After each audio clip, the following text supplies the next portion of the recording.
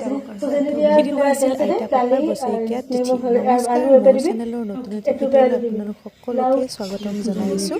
ৰাতিপুৱাৰ পৰা অলপ মানে এনেকৈ ভিডিঅ' কৰি ৰাখিছোঁ।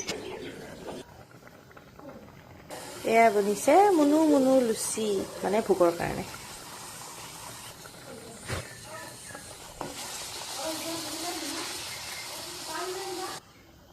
প্ৰতি বছৰে আইতা ককাৰ শ্ৰাদ্ধৰ এই নিয়মটো আমি ৰাখি আহিছোঁ, যিহেতু আইতা ককাৰ বাবেই এইটো জীৱন পাইছোঁ।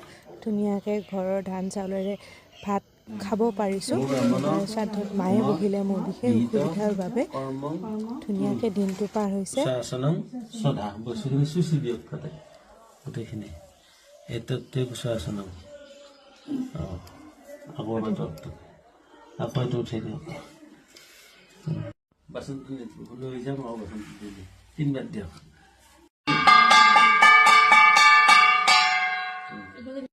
প্ৰভাসং পুষ্কৰা নিচ শ্ৰাদ্ধ কালে পথিত জস্তু গয়া পিণ্ড যৎ ফলং।